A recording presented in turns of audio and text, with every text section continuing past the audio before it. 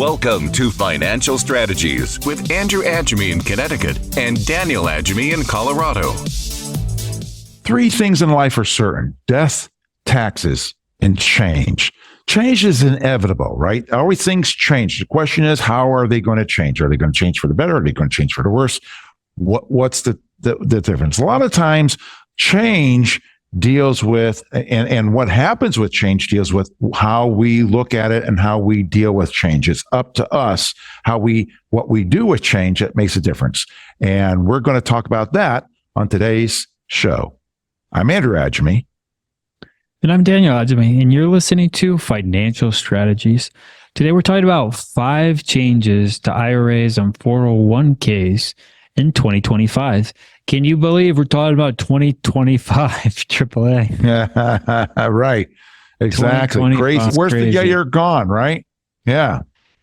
Yeah. Some of these changes were started from the Secure Act, especially Secure Act 2.0, which when they passed it, nobody knew what was in it. Nobody knew how the stuff was going to work, and everything kept getting delayed. And there's still things delayed, laws that were made that it just weren't feasible to get them implemented in the amount of time that they had said it was going to be. And so now some of these changes that were done in 2022 are starting. And some of these things we're going to go, some of them are ridiculous. Some of them are like, what? Where did that come from? Why is that a thing? Some of them people can understand where they came from. And some of them are just something people may want to know. Right. And we're picking out 5 major things, especially regarding retirement kind of stuff and whatnot, since we're talking about retirement, people in and close to retirement, people that are $500 to $5 million, that kind of thing. But these will affect a lot of people, even the lesser earning, the lesser accounts from that standpoint. But let's talk. The first one is dealing with 401k plans. And it's called the automatic enrollment for new 401k plans. So if you have if you're an employee of the company that their plan started after December 29th, 2022, well, and you're not a participant in your 401k plan, you're going to automatically be enrolled starting January 1st, 2025. At least you're supposed to be. Now, whether or not it happens or not, that's another thing, right? Because what the law says and what the companies are able to do and all those other things, that's another thing. But this is how it's written, guys, is that you're going to be automatically enrolled in the 401k plan, and you're going to be putting in 3 to 10%. They're automatically going to take 3 to 10% out of your paycheck, put it in a 401k plan, and then it's going to increase every year by 1% from that. And that's on plans that's mandatory for plans that were started after December 29th, 2022. Plans that were in place before that, well, it's not mandatory, but it may happen depending on what your employer wants to do. Maybe your employer wants you to be able to save money. A lot of people, when it comes to 401k plans, I was talking to a company this week in the trades, and the owners of the company says, we have a 401k that, and we want our employees to participate in this, but they won't participate in it because they say, I need that money in my paycheck. And people are not aware. People don't know what people don't know, but people are not aware that if, depending what tax bracket you're in, you put $1 into a 401k plan, and maybe it's only 70 or 80 cents out of your paycheck, the difference. And then if they're matching you, let's say they're matching you dollar for dollar, you put $1 in, it's only costing you 70 to 80 cents out of your paycheck. So your paycheck only goes down 70 cents, 80 cents. But what do you have? But you have $2 in your 401k plan, which is an amazing kind of thing, right? So be understanding that if you're not enrolled and they started a plan, that could be the case. So be aware. Yeah, AAA, that is something people need to watch out for. There are reasons behind this. This has been getting pushed more and more. It started in Europe. It started in other places. And it's coming more and more here. And you could say it's different things like how S&P has just been going up, and the returns over the last 15 years are like you haven't seen in the history of the S&P before, and people are like, that will continue. And part of this is to get money into the S&P because it's a social investment. As long as society is contributing and as long as the world, because it's not just the US, the whole world is putting this money into the S&P 500, which is driving it up. As long as that keeps going, it can continue to go up. But because the valuations are expensive, if the flows coming in through 401ks and things slow down, it's scary because that's what the US, right? We don't have manufacturing. And what do we have? Money, stock market. That's what countries, we trade with countries. And then what do they do with the money that we buy things from them? We go buy cheap TVs from China or wherever it may be. What do they do with that money? Well, China less so now than they used to. They put it in our treasury bonds and they buy our stock market. And that's how things go around. So as countries like China and other countries are less interested in buying our bonds and our stocks, US, we need to find creative ways. And when I say we, I'm talking about the government because it's actually national security to keep the stock market high, right? Because all loans, everything's based off that. So this is a way we can keep stock markets high, at least for now, is by forcing workers to put more money in. Now, it's not forced because when you realize it's going in, you can always cancel it. But most people don't cancel these types of things, right? Right. And so it's twofold. One, it's to get people saving, and two, it's to keep money going in the S&P so that we can keep collateralized loans going. We can keep all the things, keep a functioning market, right? Because if we have drops downs too much, it makes markets not function properly. Yeah, exactly. But so it's kind of interesting, but oh man, I have so much I want to say. It's hard for me to get it out, Daniel. You're listening to Financial Strategies with Andrew and Daniel Agemy. And today's topic is 5 changes to IRAs and 401ks in 2025. And this father-son team coming to you because people don't know what people don't know. And the question is, where are you going to get this knowledge? Where are you going to be educated in things that you need to know to be able to help you retire and stay retired? Well, right here on Financial Strategies with Andrew and Daniel Agemy, we got a paper we like to give you to be able to help you prepare even more. So we're talking about changes for 2025 already, right? But we have a year-end financial planning checklist. This is a short paper that will help you prepare as you think about the year end. This is a great time to be doing your tax planning from that standpoint. Right, Daniel? We don't want to wait until 2025. We wait till 2025 as we're going to do damage control, right? Do it now, right? It takes time to implement. Yes. Takes time to implement. So this is the time to do tax planning. This year-end financial planning checklist will help you understand your finances and help you understand how that all goes. So we love to put this in your hand for free by calling us 800-725-7616 and continue your education. 800-725-7616 for your free copy, year-end financial checklist. This father-son team, Andrew and Daniel Agemy, coming to you on Financial Strategies because people don't know what people don't know. Daniel, when we're talking about this implementation of this automatic enrollment, right? And this is really interesting because if anybody ever thought about what happened to the market, let's just give real quick to support what you just said. What has happened with the stock market? 1974, ERISA was passed. ERISA was a law that basically allowed employers to go to 401k plans. Prior to that, there were pension plans offered. After that, in the late 70s, early 80s, especially on into the future, companies have been shedding themselves of the pension plan, which is taking people's retirement off of the companies, putting it on the employee. And more, it's just becoming more and more self-service culture that we're in. We used to have full-service gas stations back in the day, and then they turned into self-service gas stations. Now, everything is turning into self-service, including your payroll. You go online and you set up your own payroll taxes. Everything is becoming self-service. I hate it. But nevertheless, that's what's happening. We can't change the society. Again, like I said at the beginning of the show, it's how we react to change, what our reaction is, what our response is to the change, that key. But here's what happened is pension plans started going away. 401k plans started coming in. Now we had the baby boomers entering the market, entering the workforce. All the baby boomers in the 80s are now into the workforce, making more money than ever. And they got to do something with it. Where's it going? It's going into the market. Plus, baby boomers are buying things and buying houses, having kids, buying cars. And so, it was a true market at that point, right? Because money was going into the market, goods and services were being purchased, and it was a supply and demand. And that's what made the market go up for the greatest 2 decades in stock market history so far, I believe, the 80s and the 90s. And then the market crashed in 2000 and that kind of thing. And then, the inflows, like Daniel says, keep going in because there's no people.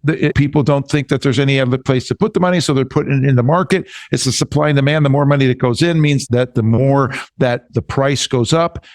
It just continues as a self-perpetuating kind of thing. And it's great for large investment companies like BlackRock and State Street and different companies like that, because they're going to have more money going in than what's coming out. So they're going to make more money on it from that standpoint, right? And so this is what's happening, right? And so the government too is recognizing that there's a retirement crisis in the world. And it's kind of interesting because, Daniel, our industry, financial services industry, really has taken off since the 80s, because it's been since the 80s that people have needed financial advice more so than ever before. Prior to that, it was all stockbrokers and people call up and they buy stock and that kind of thing, the people that would invest. But then people started investing. And that's why mutual funds went from 700 mutual funds in 1980 to about it was closer to 10,000 mutual funds by the year 2000. And it's even up and beyond at this point from that standpoint, making it easier for people to do it themselves. But still, some people can do it themselves. Some people can't do it themselves. And so this is just a brief history of what has transpired. And so now when this law is being enacted to be able to force people to put the money in, it's both good and bad, right? You're going to have to put money in. Like Daniel says, you could stop it if you want, but most people don't ever get around to doing that. So the good news is you're going to have money later that you wouldn't necessarily have normally. But the question is, what is it actually going to do? And recently we looked at a client's account. This is a retired lady that just came on as a client, and in 2006 she put her money in the market, and she put about $130,000 in the market in 2006. Actually, 2 different accounts, $130,000 each account. And today, on one of the accounts, she has only made about $21,000. On the other account, she's made about $13,000. That's egregious. Over 18 years of putting in the market. I have another client who says, Andrew, I have had my money in. I forget how long he said he had the money in. He made $300 over like a decade or 2 in the stock market on his retirement account. And it does different things, right? But nevertheless, I'm not trying to steer people away from the stock market, but you have to know what you're doing. If you just put it in and throw it at the wall, it's crazy. And that's why my industry has grown, because more people need help and they recognize it. And we're trying to educate you so that what you don't know, so that you can make smart, wise decisions regarding retirement. You're listening to Financial Strategies with Andrew and Daniel Agemy. Today's topic is 5 changes to IRAs, 401ks in 2005. We have a book we like to give you by our friend Jeff Small that's written a book, Turning Financial Planning Right Side Up. This is a great, easy read book to help you understand things from a retiree's perspective. For you can't invest the same way when you're retirement as you did in your 20s, 30s, and 40s, just like you can't run or you can't do some of the things that you did in your 50s and 60s and 70s the way that you did in your 20s and 30s.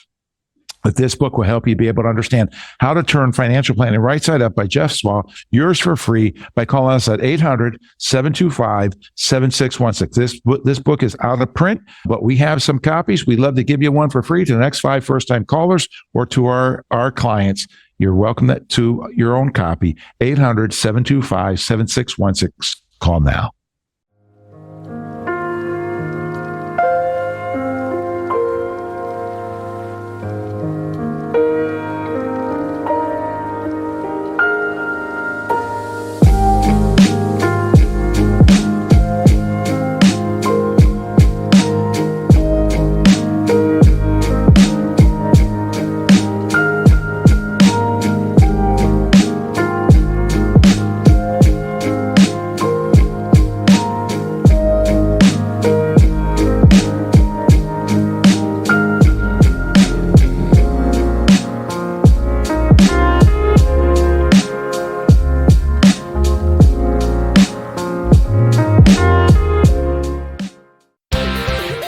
You're locked on to Financial Strategies with Andrew and Daniel Agemy.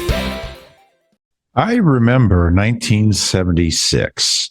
1976 was the bicentennial year for the United States. It was a great year. A lot of good things happened in my mind during that summer, during that whole year from that standpoint. I had a lot of fun that year. But one of the things I remember during 1976 was seeing the posters at the bank that said, invest $2,000 in your IRA and defer the taxes until your retirement when your retirement is lower. And that was a very interesting thought. Of course, at 1976, I was a teenager. I was not interested in investing in IRA, but $2,000? Really? That's not very much.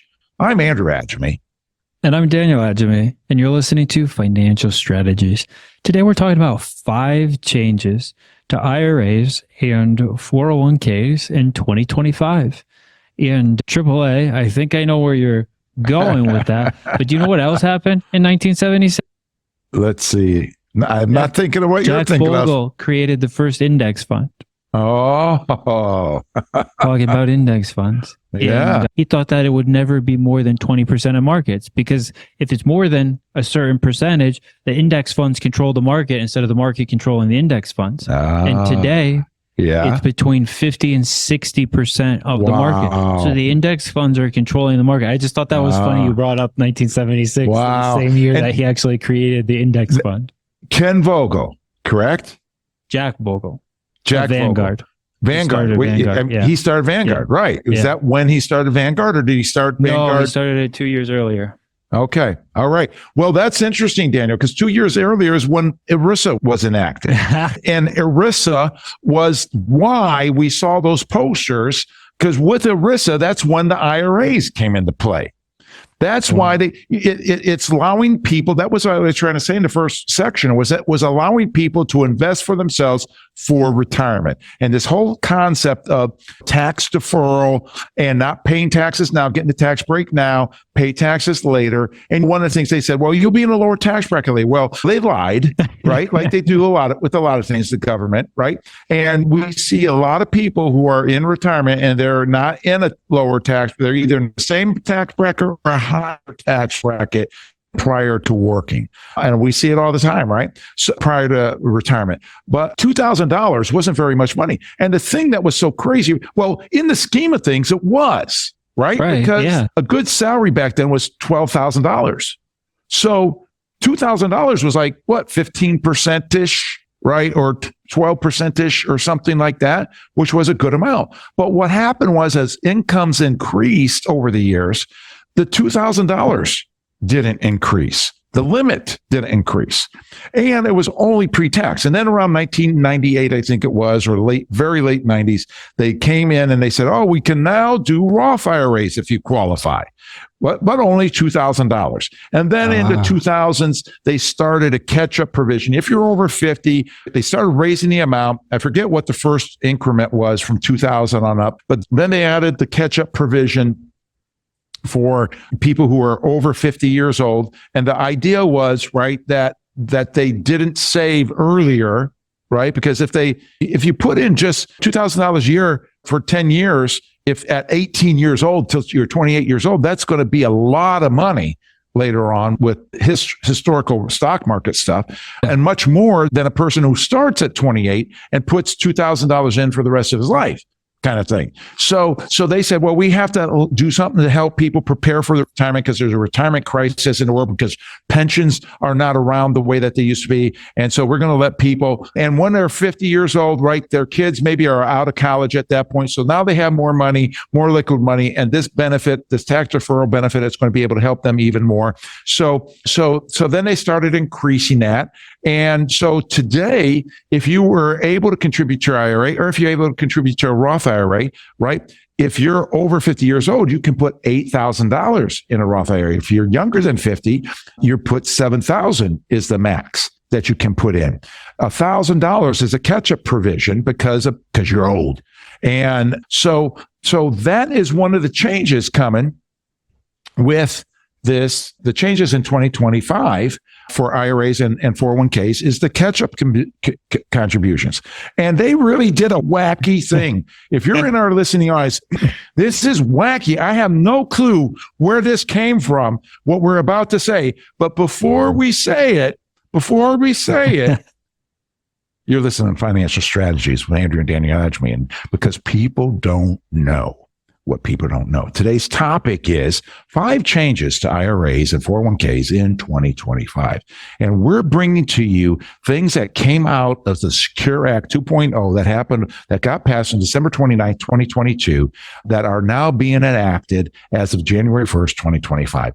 Some of these things are really crazy. We've already talked about one of them, but we have a paper that we'd like to put in your hand that's going to help you as we wind down 2024, start 2025, year-end financial planning checklist. This is going to help you organize your thoughts, your money, to do some planning for the end of the year and into the new year. Love to put this in your hand for free by calling us at 800-725-7616, 800-725-7616 for your free copy of year-end financial planning checklist, because people don't know what people don't know. This father and son team, Andrew and Daniel Agemy, coming to you with financial strategies. And today's topic is 5 changes in 2025 for IRAs and 401ks. So, Daniel, do you want to go into to this wacko change that they're doing here? Yeah, this is a crazy one. So, listeners, try to stay with this, because it took us some time to get our heads wrapped around it. So, this brand new provision for people that are age 60 to 63. So just those 3 years. So if you're in that exact particular age bracket, you get a special catch-up contribution. So in addition to the $23,000 now that you can put into your 401k, you can do $10,000, a catch-up contribution on top of that $23,000, a catch-up contribution of $10,000, or 150% of the regular catch-up contribution, which the regular contribution today is $7,500. So that number may, in a few years, go up to $10,000 or $15,000. So 150% of that number would be more than the $10,000, right? So if you are 60 to 63, you got to put a lot of money into your 401k. We'll say that. Okay. You get to put a lot of money in your 401k. So you get if you're 64, sorry, you missed out on it. That's right. That's right. And so if you're born in 1962 to 1965, in 2025, you can put over 10 grand into your extra as a catch-up instead of 7,500, over 10 grand more in. So if the limits are going to go to 23.5 is the basic, 23,500. So you could put 33,500 plus into your 401k if you were born in 1962 to 1965 in 2025. Well, then guess what happens in 2026, according to what we're seeing right now? And who knows what the government will come out with the definition. But in 2026, those born in 1963 to 1966 can put in that amount of money. And then in 2027, right, it's 1964 to 1967. Right. So it's a crazy thing from what I'm seeing. Yeah. So you have something to look forward to. If you are not 60 years old yet, then you're going to have this 3-year window where you get a huge catch-up contribution. Now, there's some things that are obvious why they did it, and sometimes they're not clicking to some people. So this is not clicking to Andrew and I why they did this. But if you're a listener and you figured out why that it's this exact time frame, call us up and tell us out what you figured out, because we're curious how it happened. If there was just somebody who was like, I'm going to be 63, I'm going to be 60 in 2025, and I want to retire at 64, so let me try to pack a bunch of money into my thing real quick. We don't know what that is. We were trying to figure that out ourselves. That's right. This is like of all the crazy things the government has done, right, Daniel? I mean, when it comes to like investments and taxes and stuff, I mean, there's been some really crazy things. A 50% penalty if you don't take your required minimum distribution properly in the past, right? And all these other crazy things that they have done, right? But this is the absolute craziest. That's the only thing I can think of, Daniel, is that whoever wrote this thing was going to be 60 years old, was born in 1965. Right. And probably January 1st of 1965. Right. But born in 1965 and thought, hey, this is a great thing. Right. But, it's really ludicrous. It's laughable. It's so out of this world. So, but whatever. So, Daniel, what this means for us is that we're going to have to be making a list of all our clients born in 1962 to 1965 and make sure that we're talking to them about this so that if they have the money to participate in it, that they can. Right. Not everybody can. Right. But some people can. Right. And that's something we're always looking at is trying to pack as much money into Roths and 401ks, depending where you are, if you need the break or not. Because if you need the tax break, you try to pack as much into the traditional, get that tax break now, and then maybe you take a year off and you do Roth conversions and get it over. So we're always looking at these types of things because once you stop working, you don't have a lot of options. While you're working, you can pack stuff in, you can manipulate, you can do different things according to the IRS rules. We follow those and we can help people get money set aside. And there's different things you can do where if you started Social Security, you can put it in your 401k. By using it. So there's a lot of different strategies, is my point, that you can do when you understand these things. In addition to something we're not even going to be talking today about, but if you're self-employed and you're the only employee of your business, you just have a business, or you and your spouse, you can do so many different things to pack money away and make it non-taxable now, or make it non-taxable forever by doing a Roth. So that's something, if you're one of those people, you really need to be speaking to us about how you can do planning for the future. Right. Good, Daniel. And when we're talking about this catch-up provision, folks, it would be whichever side, the traditional side of your 401k, the Roth side of your 401k, or pieces of both, right? If you like to split it down the middle, however you like to do it, mix or match. But this is just into the 401k plan, this contribution increase and catch-up increase from that standpoint. So you stand to be able to do a lot of things with that. So you're listening to Financial Strategies with Andrew and Daniel Agemy. This Father Son team coming to you today with 5 changes to IRAs and 401ks in 2025. And we have a paper, or actually we have a book for you today we'd love to give you to help you understand how to prepare for retirement better, easier, with this easy read book by our friend Jeffrey Small, Turning Financial Planning Right Side Up. And it's a different way of looking at preparing for retirement. You have to do things differently than you did when you're 20, 30, 40 years old, especially now that you're in or close to retirement. So this book is going to be able to help you understand how to do things differently, financially speaking. So we'd love to put it in your hand for free. It's an out of print book, but we've got some. We'd love to put it in your hand. 800-725-7616. For the next 5 first-time callers, 800-725-7616. And if you're a client, please call. We'd love to be able to give you one of these to be able to educate you further. 800-725-7616. We'll be right back after this. Time for some tough questions for these financial advisors. What makes Retirement Income Source different from other financial? Our extensive experience generating investment income quickly so you can have financial peace of mind, navigate your retirement smoothly, and have more time to spend with family and doing the things you love. Honey.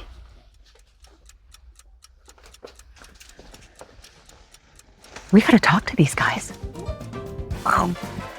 We're done here.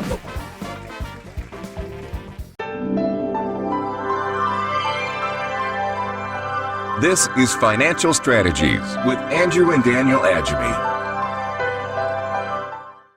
AAA, we have a client. We were just actually talking about his portfolio, right? And he has one account, and this account is what's called an inherited IRA.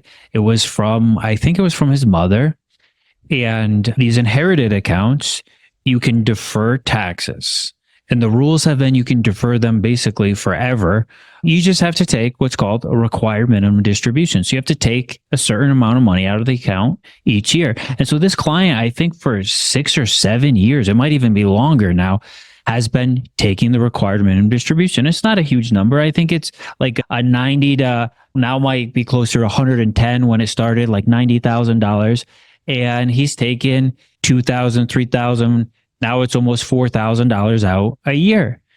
And the account's getting bigger and bigger every year, even though he's taking out this required minimum distribution. And now I think the income is about $8,000 a year on this account. And the required minimum distribution is about $3,700 a year. So he's taking out the $3,700 a year and the account's getting bigger. I'm Daniel Agemy. And I'm Andrew Agemy. You're listening to Financial Strategies with Andrew and Daniel Agemy, this father-son team coming to you. Today's topic is 5 changes to IRAs and 401ks in 2025. And so change is a huge thing. The big deal about change is what's going to be your response to change. We already talked about automatic enrollment into new 401k plans for those people that aren't participating. We talked about the enhanced catch-up contributions for those, especially who are 60 to 63 years old in 2025. And now we're dealing with the next one in our thing, which is changes to inherited IRA rules. And so inherited IRAs are something when you die, your IRA is going to be inherited by somebody or your 401k, whatever the case may be. Now, although these rules are not necessarily specific to 2025, when we're talking about changes for 2025, we think this is an appropriate one to bring up in the mix of things. So we like to talk with you about how things have changed, because some of you may or may not know what's going on with this. And as Daniel said, our client there was under the old rules, which meant that you could stretch out your IRA, the beneficiary IRA, for the rest of his life, the client's life in this case, which is a great thing, right? Because it can provide for his retirement, especially since it's growing. He's taking out what he needs to take out, but still it's growing. But they stopped that now they limit it to 10 years, that all the money has to be out of the changed it. Yeah, the IRS has changed it. So now when somebody dies, you inherit their IRA, all the money has to be out basically by 10 years after their death to pay the taxes on it. Now you can take it out RMDs for 9 years and then the lump sum at the end, or pieces every year. However, there's a lot of different ways you could do that, but you can't stretch it into the future like you used to do. The government finally wants its money. And it's an interesting thing because, Daniel, what we're seeing all the time, oftentimes, is that when people inherit money, they take the money that is not taxable and they spend it. And then the IRAs, they typically defer into the future so they don't have to pay the taxes on it, generally speaking. I think this is going to say to people that more of the money is going to be spent because they're going to have to pay the tax, so they may as well spend it. And everybody can find more things to spend money on. So that's kind of what's going on. But the one caveat to this is if the person inheriting it, like if it's your brother or sister or whatnot, if they're within 10 years of your age, they can stretch it out for the world, but for the rest of their life. But if it's like the next generation, younger than 10 years, or excuse me, is that what it is? Younger than 10 years, more than a 10 years difference in age span, they have to take it in 10 years. Yeah, so those are those new provisions. It's got to be emptied by 10 years unless that person is less than 10 years younger than you. Or spouses can roll those into their own. That's a big difference. That's a big deal because you can combine those, which makes it much, much simpler because you just follow it off of your own thing. You don't even have to have a beneficiary IRA. You just roll it into your own. Right. Now, there are some other provisions in there that if the person inheriting is disabled or chronically ill or a minor child, there's some other provisions in there regarding that. But, those are really nuances that are kind of very specific and the exception rather than the rule from that standpoint. So, but the key here is that we've got this change And so you just need to know it, right? And when you're planning your estate, your legacy, those kinds of things. I have more to talk about in regard to that, in regard to how to set up your beneficiaries on that. But I first want to let you know that this father and son team, and Andrew and Daniel Agemy here, we're coming to you with financial strategies. And because people don't know what people don't know. And so we want to educate you on those things so that you can make educated, smart decisions. Because we believe that an educated retiree is a happy and stress-free retiree. Today's topic is 5 changes to IRAs and 401ks in 2025. And we have a paper that we'd like to give you to go along with this, because many things in life change. And one of the things that bring change is age. And there's different things that happen at different ages that we have a paper that we'd like to give you called Guide to Aging. Whether things happen at 50, 55, 59 and a half, 66, or 62, 67, 65, 73, all kinds of different ages that you need to be aware of, things that happen at those ages. We'd love to give you this guide for free, no obligation, Guide to Aging. Call us at 800-725-7616 or contact us on our website, agemy.com. Our name is spelled with 2 words, agemy.com, AGEMY.com. And we'd be glad to get that to you. You listen to Financial Strategies. Today's topic is 5 things that are 5 changes to IRAs and 401ks in 2025. We're talking about the change of inherited IRAs that no longer do you have the stretch provision. And so whenever we're talking about IRAs, we want people to be able to understand that as far as your beneficiaries go on IRAs, in our mind, the beneficiary should be either a person or people, because they can at least push it out over 10 years as opposed to paying tax when you die, or a nonprofit organization. The nonprofit organization will not pay tax on that at all because they're nonprofit. So the whole thing goes to them, and you're going to beat the government out of the taxes on it. However, if you give it to your beneficiary, to your son, your daughter, your wife, whatever, or spouse, whatever the case may be, they can do other things with it and not pay tax right away, but push it off into the future. If you put it into a trust, the taxes are going to be paid on it when it goes into trust at that rate. So you need to be able to understand these things. And please don't try this stuff at home. We're trying to give you the cursory look at and things to be able to know enough to be able to know what questions to ask to get help. Daniel? Yeah. And AAA, so these things have to be drained by 10 years. And like you said, we've seen a lot of people, they just want to spend the money. But for those who don't, there is a strategy that you can use that you could either make it tax-free or you can offset the taxes. So for example, if you are working, you have a 401k, let's say you're putting $10,000 a year into your 401k. Well, what you could do is you could put another $1,000 a year into your 401k, right? And so now you're up to $22,000 going into the 401k. Well, you're going to say, well, I can't afford that. Well, now you take $1,000 a month out of this beneficiary IRA and say it's $100,000. Now it will be drained other than growth, right? It will be drained in 10 years.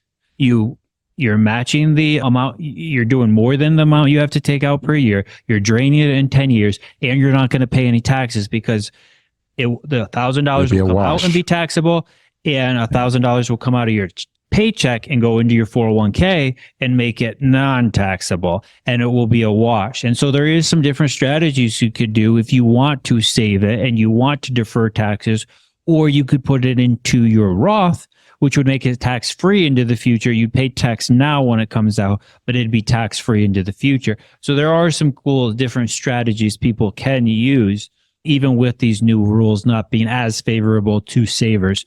I think they're probably more favorable to people who want to spend the money because now they have an excuse. They could just say, oh, well, I have to take it out anyway. So if you're that, it's better for you. And there are still strategies that you can use if you're a saver to get it put away, either tax-free or tax-deferred. Okay, yeah. And just to put a caveat in here, don't try this at home, right? You take Daniel's information, you go do that, and then your taxes, you may end up owing taxes if you don't do things properly. But Daniel didn't say, but Daniel said I wasn't going to pay taxes. It was going to be a wash. Well, yeah, but the difference is if you put more money into your 401k at work, you're going to be having less taxes withheld, so that at tax time, when it all comes out in the wash, you have put less in, have had less withheld, and therefore have to pay, but you're not paying any more taxes ultimately, but you're having to pay because you didn't give them as much. So people don't understand. I'll say to people, hey, did you pay anything? What did you pay in taxes last year? And people say, oh, I didn't pay. I got money back. No, you paid taxes. It's on your tax return. It says you paid this amount of tax, but you may have withheld more than what you had to pay. So you got something back because you paid extra. And so you were getting the extra back. So please understand this. When we're saying these things, don't try this stuff at home, because there are nuances about it that you don't understand probably. And you may get bit by that. And then nobody's going to be happy with that. So please understand these things. Right? There's always those caveats that come into play. Never say never, right? Because there's things going on. So you're listening to Financial Strategies with Andrew and Daniel Agemy. Today's topic is 5 changes to IRAs and 401ks in 2025. We have this show because we want to help people to learn what they don't know, because people don't know what they don't know. How are you gonna know it? And some people are just too busy to pick up a book and read, or do some research on the internet, even though on the internet, everything on the internet is true. So you can believe everything you see on that. But the point is that hopefully through these podcasts, this radio show, and the YouTube channel that we have, you're going to be able to be educated, to be able to make smart decisions for your 401k, for retirement, how to help you retire and stay retired. We have a book we'd love to give you today to be able to help continuing the educational process for you. And the book is called Turning Financial Planning Right Side Up by our friend Jeff Small. And Jeff has done a great job of writing an easy to read book that's currently out of print, but we have some copies we'd love to put in your hand for the next 5 first-time callers at 800-725-7616. Or if you're a client, please call. Ask for your free copy of Turning Financial Planning Right Side Up by Jeff Small. 800-725-7616. Call now. Do you have any questions for me about retirement income source? I just want to make sure I can invest well enough to have enough income, enjoy my retirement. We build a custom retirement plan based around your income and goals. How do I know I can trust you? Building trust does take time, but our investment advisory arm is comprised of fiduciaries, which means our obligation is to you, so you can enjoy your retirement with a little more income stability. I'm in. That's 2 out of 3. You're locked on to Financial Strategies with Andrew and Daniel Agemy.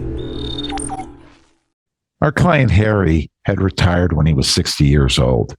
This is an older story, but when he turned 70 and a half, he wanted to roll over his 401k into an IRA so that he could have all the options available to him for how to invest that money.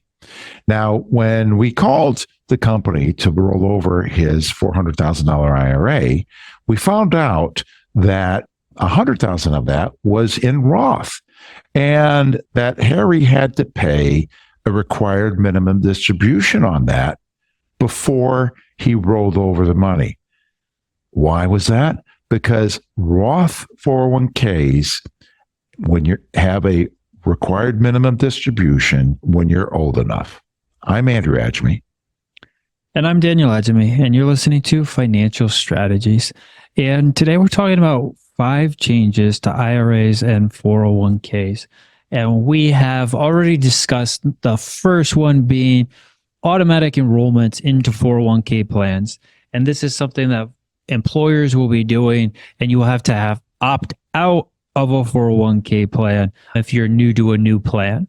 Then we talked about this crazy, if you are between the ages of 60 to 63, you're able to do with current limits $34,250 into your 401k, which is amazing if you're in those ages and you want to save money. That's a huge increase. I mean, it's $3,750 increase from what it was, but that's a lot of money you could put in there. And then we talked about the new rules on the inherited IRAs, which is a stretch. Now, this has kind of been in place, kind of not been in place since 2020, but now it's absolutely going to have to be enforced in 2025. And our next one, AAA, is changes to employer-sponsored plans concerning RMDs on Roths. And you just told a story about that. And that is one of the most ridiculous things, to have to take a distribution that's not taxable. Why have to take it if it's not taxable? Same thing on inherited Roth IRAs, where you have to take a distribution even though it's not taxable. But they're trying to make those not go on forever. Now, right. Tell us about the new rules on the Roth 401k. So the new rule, it's like going along with trying to keep money in the market and all those kinds of things, is that if you're currently 73 years old, have a Roth 401k at work, you don't need, and maybe you're not working anymore, but it's still in the 401k plan, you don't need to take a required minimum distribution. Whereas prior to 2025, you had to take a required minimum distribution from that if you still had money in it and you were of retirement required minimum distribution age. And that's changing now. So you don't have to take that. Now, it was a crazy thing. Well, why do I have to take this? I'm not going to pay tax on it. So why do I have to take it? Well, because the government wanted you to take it. But, the powers that be in regard to the big investment companies, in my mind, want you to keep it in there so that they can have that money to make more money, because they make money if the market goes up, if it goes down, if it goes sideways. But you only make it if it goes up, if it's in the market. So this is a thing, I guess it's good for those people that are leaving their 401ks and Roth 401ks in their employer-sponsored plans. I don't think it's a good idea to leave money in employer-sponsored plans once you're gone, because AAA, those are for people who like handcuffs. Those are people who likes extra rules. There you go. That's the idea. In the employer-sponsored plans, your 401ks, the money is yours, but the plan is the employer pays for it. The employer gives the rules for it. So why keep it in there if you're gone from your employer, if you're over 59 and a half? Take it out, roll it into an IRA, to something that you can choose all the investments. There's a lot more investments out there than what your employer is going to allow you to invest in, and it gives you an opportunity to do that. So maybe this is important to you, maybe it's not, but the good news is you don't have to take the money out of your Roth 401k if you don't want to. So that's the idea there. Now we're going to get into now, and that's deals with required minimum distributions. And in a moment or so, we're going to get into more on required minimum distributions and penalties for required minimum distributions if you don't take them properly. But before we do, I want to let you know that you're listening to Financial Strategies with Andrew and Daniel Agemy, this father-son team coming to you to educate you, to help you know what you don't know. And today's topic is 5 changes in 2025 to 401ks and IRAs. And we want to be able to help you understand these things. And so because of that, we have a paper. And this paper is called Guide to Aging, because there's different things that happen at different ages. And one of the things that happens is what I call the 65-year-old tax. When you turn 65 and you have to go on Medicare, depending what kind of income you make, you might have to pay more money to Medicare because of your income levels. So there's various things: age 50, age 59 and a half, 65, 67, so forth, 70, and so on. 73 years old, right? All kinds of different age times. We love to put this paper in your hand for free by calling us at 800-725-7616, 800-725-7616, or check us out on the web at agemy.com, and we'll ask for it there. So let's move on. The 5th change for 2025 is an increase to, I'm going to say, Daniel, increase to policing of penalties for RMDs in IRAs and inherited IRAs and such like that, right? Because 2020, our understanding is in 2020, 2021, 2022, I'm sorry, I have that wrong, right? 2023 up until now, right? Since 2020 or 2022 up until now, they've been lax with RMD, with people failing to take their RMD properly, with penalties. Up until now, it's been a 50% penalty, right? If you don't take your RMD properly. It was until 2022 when they came out with this. Then in 2022, December of 2022, they changed this and they lowered the penalty, but they haven't policed it. Now they're saying that they're going to police it more starting in 2025. And so it went from 50% to 25%. But it went from basically unpoliced to policed, right? That's what our intel is telling us, right? That exactly. The IRS is serious about this now, whereas basically for all of time, it doesn't seem they've been that serious about collecting that penalty. Right. That's the change, folks. That don't get lulled to sleep saying, oh, it's a lower penalty because, yeah, that's true. Right? It's going from 50 to 25. But, if nobody watched and you never paid the 50, who cares? Right. And if somebody's watching, you're paying 25. Well, you're paying 25 more than you would have. Right. So, and then there's provisions that you might be able to get that down to a 10% penalty. But who wants any penalty? Right. That's the idea.